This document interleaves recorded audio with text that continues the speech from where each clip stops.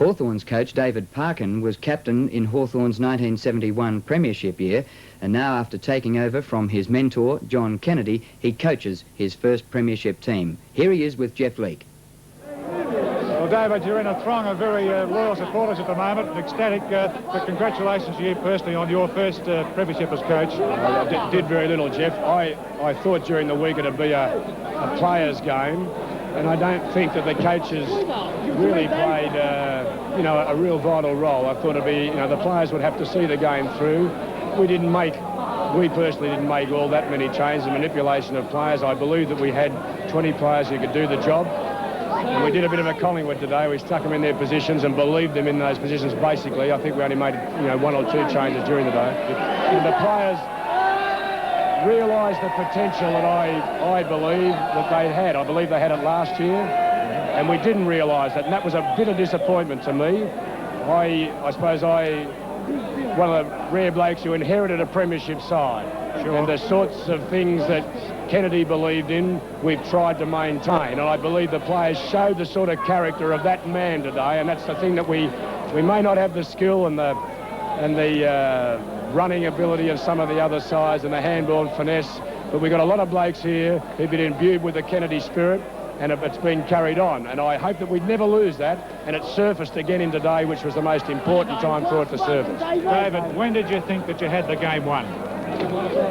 Yeah, just about that. I really thought at three-quarter time, Geoff, when Hawthorn sides are a couple of kicks in front, and you can see them there, and they get a bit of a sniff. It takes an incredible performance by another team to be able to get over them. And I really thought at three-quarter time, we could have lost it even still. I think we could have lost it.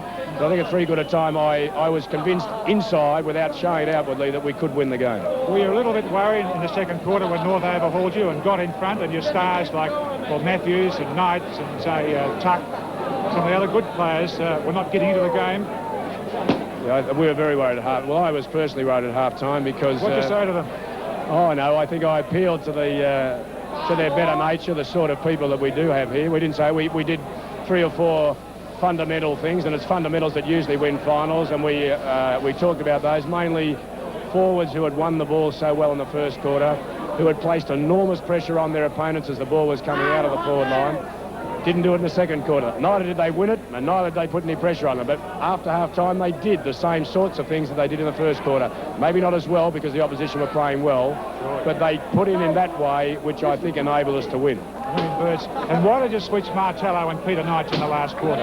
Well, we were forced to do it when Knights was knocked out. Knights went down concussed, and we were forced to play Martello there. And in fact, in an indirect sort of way, it helped us because Martello did better at centre-half back, and Knights went down and did two of the most incredible things I've seen for a long while, two of which resulted in goals and probably gave us just a little lift at the moment that we required. I suppose you're very proud of your heroes at this stage. Would you like to eulogise anyone's performance in particular? I've spoken to the players, and I was very proud. I think as people close to the club would know that they've done a tremendous amount in the preparation this year.